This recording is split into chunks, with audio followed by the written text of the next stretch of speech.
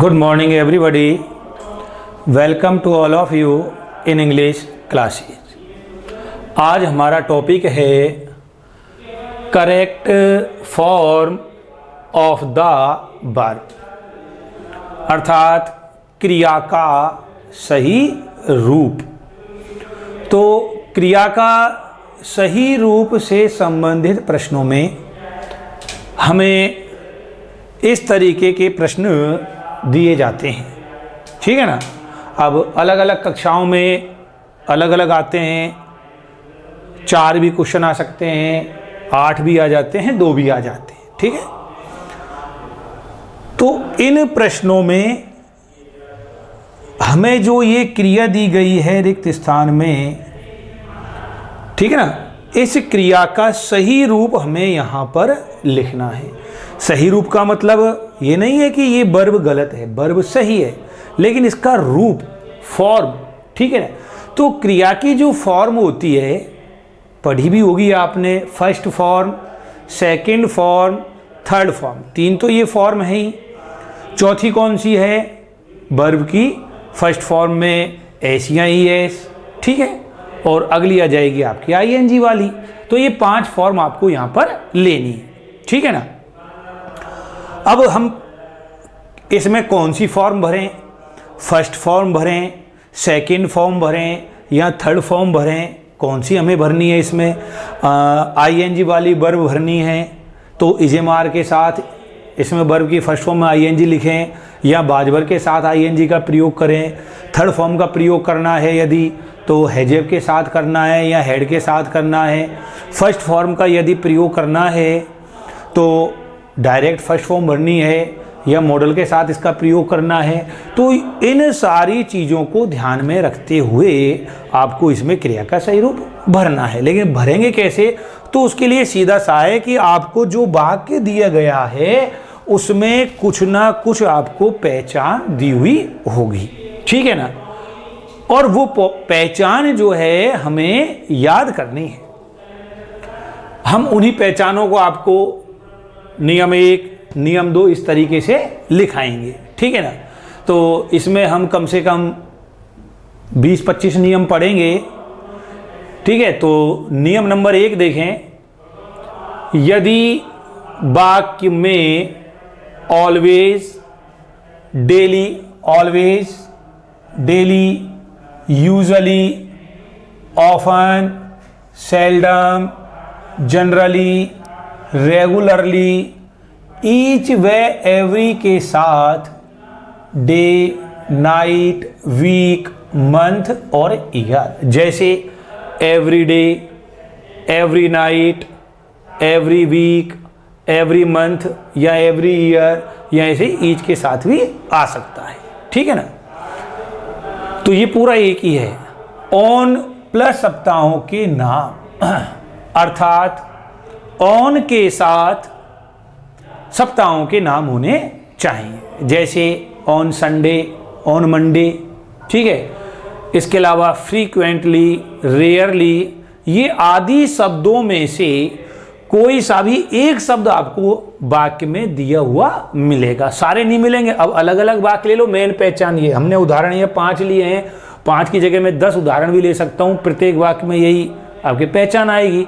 तो ये पहचान यदि वाक्य में दी हुई हो तो रिक्त स्थान में क्या लिखेंगे हम? बी फर्स्ट या वी फर्स्ट के साथ एस ई एस लिखते हैं। अब बी फर्स्ट कब लिखेंगे? बी फर्स्ट में एस ई एस का प्रयोग कब करना है? तो वो हमने यहाँ क्लियर कर दिया है कि एक वचनकर्ता जो है, एक वचनकर्ता के साथ वर्ब की फर्स्ट फॉर्म में एस ई एस का प्रयोग करना है।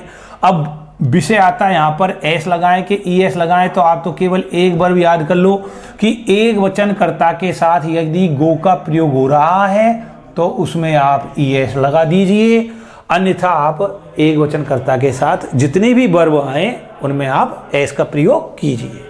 और जो बहुवचनकर्ता है उनके साथ केवल बी फर्स्ट लिखना है, हमें एस ई एस नहीं जोड़ना है।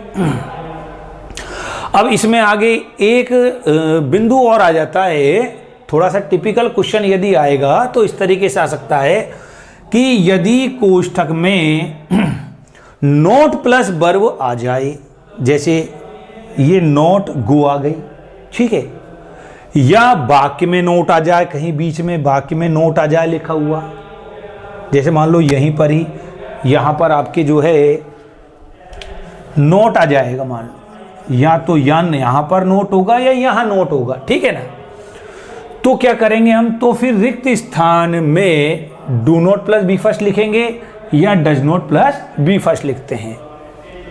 कि ये डू डज कहाँ से आ गया सर, तो प्रेजेंट इंडेफिनेट टेंस है ये, बी फर्स्ट में एस ई एस, और जब नॉट का प्रयोग होगा तो वो आपके नकारात्मक वाक्य हो गया, और प्रेजेंट इंडेफिनेट में जब हम नकारात्मक वाक्य बनाएंगे तो उसमें do not plus B first का या does not plus B first का प्रयोग करते हैं। तो डू नॉट का प्रयोग कहाँ करना है, बहुवचनकर्ता के साथ। डज नॉट का प्रयोग कहाँ करना है, एक वचनकर्ता के साथ, ठीक है। अब यदि हम भूल भी जाएं कि डू नॉट एक वचन के साथ लगाना है या बहुवचन के साथ लगाना है, तो सिंपल सा है, डज के पीछे एस आ रहा है, एस का मतलब सिंगुलर, और सिंगुलर अर्थात एक वचन। ऐसी एस ई एस भूल जाएं कि एस ई एस एक वचन के साथ लगाएं या बहुवचन के साथ। एक वचन को अंग्रेजी में कहते हैं हम सिंगुलर, और सिंगुलर मतलब पहला अक्षर एस, तो एस एस एक वचन के साथ, ठीक है ना। क्वेश्चन देखें आप, सी सेल्डम रिक्त स्थान फुल। अब इसमें पहचान देखनी है हमें। अब मुझे तो याद है कि इसमें पहचान कौन सी है, आपको याद नहीं है तो इनमें से देखो आप कौन सी पहचान है। तो देखो गौर से, ये सेल्डम दिया हुआ है और ये सेल्डम यहाँ पर आ चुका है, ठीक है। तो सेल्डम होने पर आ जाओ सामने, बी फर्स्ट लगाओ, बी फर्स्ट में एस ई एस लगाओ। कैसे लगाएंगे, सब्जेक्ट देखो सी, नोट वगैरह है नहीं जो ये नियम लगेगा, तो यहाँ बी फर्स्ट आएगा या बी फर्स्ट में एस ई एस। कर्ता कौन सा है, एक वचन, तो एक वचन के साथ एस ई एस का प्रयोग करेंगे हम, सी डबल ओ के कुक, और ये एस कुक्स आ जाए। सेल्डम दिया हुआ है, सेल्डम होने पर बी फर्स्ट में एस ई एस, कर्ता एक वचन है, एस ई एस का प्रयोग करेंगे। अब एस लगाएं या ई एस लगाएं, तो मैंने अभी समझाया है जितनी भी वर्ब हैं उन सबके साथ आपको एस का प्रयोग करना है। यदि गो वर्ब आ जाए तो उसके साथ ई एस। और भी वर्ब हैं लेकिन आपके मोस्टली यही आती है, ये ध्यान रखना है। दूसरा क्वेश्चन देखें, इसमें पहचान कौन सी है, तो ये पहचान रही आपके एवरी। कहाँ पर है एवरी, ये एवरी रहा। एवरी के साथ कौन सा शब्द आ रहा है, ये डे आ गया, ठीक है, एवरी डे। तो बी फर्स्ट लगाएंगे, बी फर्स्ट तो आनी है, दोनों में बी फर्स्ट है, पहले आप बी फर्स्ट लगा दीजिए। अब देखो बी फर्स्ट लगा दी। अब यदि कर्ता एक वचन करता है तो आप एस ई एस लगा दीजिए, अन्यथा बी फर्स्ट रहने दीजिए। आई बहुवचन कर्ता में आता है, आई के साथ एस ई एस का प्रयोग नहीं करेंगे, इसलिए गो के साथ केवल गो आएगा। अब कुछ बच्चे सोच रहे होंगे सर आपने अभी तो बताया है कि गो के साथ ई एस लगाओ, तो गो के साथ ई एस हम कब लगाएंगे, जब कर्ता एक वचन दिया हुआ, ठीक है, कंप्लीट। आगे देखें अब आप इसमें हम पहचान देखेंगे इस नेक्स्ट वाक्य में, यूजुअली कहां पर है, यूजुअली ये रहा यूजुअली, ठीक है। यूजुअली होने पर फर्स्ट फॉर्म लगाइए, ये लीजिए गो। कर्ता देखिए आप, माई ब्रदर्स, बहुवचन हो गया, ब्रदर्स हैं आप, भाई एक से अधिक हो गए, ठीक है, तो बहुवचन करता है, बी फर्स्ट ही आएगा। आगे पहचान देखें आप, ऑलवेज, ठीक है, ऑलवेज पहचान है इसमें, ये ऑलवेज रहा। और इसमें वर्ब देखेंगे हम, टेक, टेक बी फर्स्ट लगाना है। सब्जेक्ट देखें, माई फादर, एक वचन है, एक वचन के साथ एस ई एस, तो केवल एस लगेगा क्योंकि केवल गो में ई एस लगता है, ठीक। नेक्स्ट क्वेश्चन देखें आप, नोट वाला, ठीक है। इसमें पहले तो पहचान देखेंगे हम कि सर डेली आ रहा है, डेली होने पर ये डेली दे दी पहचान आपके, डेली होने पर बी फर्स्ट में एस ई एस, चलो हम यहाँ गो है, गो लिख देंगे। अब नोट का क्या करें, तो नोट गो भी अपन चलो यहाँ लिख दें नोट, और ये गो भर देते हैं, चलो, लेकिन गलत हो जाएगा। क्यों, आपको याद होना चाहिए नोट के दोस्त हैं, ठीक है, 24 जो है नोट के दोस्त हैं, 24 मित्र हैं नोट के, जो हेल्पिंग वर्ब है उनके साथ नोट का प्रयोग होता है। नोट का प्रयोग कभी सिंगुलर अर्थात अकेला नहीं होता है, ठीक है, एच वी के साथ नोट का प्रयोग करते हैं, तीसरे नंबर पर नोट आता है, ये भी ध्यान रखना है। अब क्या करें, इसमें क्या लगाएं, तो यहाँ दे रखा है साफ, नॉट प्लस वर्ब हो या वाक्य में नोट हो तो रिक्त स्थान में do not plus B first या does not plus B first का हम प्रयोग करेंगे। अब भरें कौन सा, तो कर्ता देखो आप, कर्ता ही एक वचन है, एक वचन के साथ आपको डज नॉट लगाना है, तो यहाँ पर डज आ जाएगा, नोट पहले से दिया हुआ है तो नहीं लिखेंगे हम, डज नॉट गो आ जाएगा। ठीक है, पहला जो नियम है वेरी वेरी इंपॉर्टेंट, ठीक है ना, ये नियम प्रत्येक क्लास के लिए इंपॉर्टेंट है यहाँ पर, ठीक है ना, 7th 6th 7th 8th 9th 10th और 11th सब में ये वाला जो नियम है, ठीक है, परीक्षाओं में इसमें से आपके क्वेश्चन आते रहते हैं, फर्स्ट नियम वाला जो है। तो फर्स्ट नियम कंप्लीट, ठीक है, इन शब्दों को रटे नहीं जाते हैं, ये शब्द जो है आप इनको डेली पढ़ोगे, याद करोगे तो आपको ये शब्द याद हो जाते हैं। जैसे मुझे याद है, मुझे यहाँ देखने की जरूरत नहीं है, ठीक है। देखें आप, यदि वाक्य में always, daily, usually, generally, frequently, rarely, regularly, ठीक है, और उसके अलावा ऑफन, सेल्डम, ईच एवरी के साथ day, night, week, month, year, on plus सप्ताहों के नाम, रेयरली भी था, एक ओकेजनली भी है, एक दो शब्द और है, उनको हम बाद में लेंगे। इंपॉर्टेंट जो शब्द हैं 1 2 3 4 5, मैं जो शब्द बोला था उनमें क्रम में अंतर था, मैं बोला था ऑलवेज, डेली, यूजुअली, फिर आ गया था नीचे जनरली, पर ये छोड़ दिए थे मैंने, तो इनको मैंने पहले इसलिए लिया है क्योंकि ये इंपॉर्टेंट है, पहले इनको याद करना है आपको। तो पहला नियम आपके कंप्लीट हो चुका है। दूसरा नियम देखें, दूसरा नियम ये भी वेरी वेरी इंपॉर्टेंट नियम है, अर्थात जो मैं शुरू के आपको 10 नियम लिखाऊंगा, ये 10 नियम बहुत ही मुख्य हैं और आपके प्रत्येक कक्षा के लिए काम आते हैं। यदि कोई स्टूडेंट जो है कंपटीशन की क्लास के हिसाब से देख रहा हो तो उनके लिए भी ये इम्पोर्टेंट है।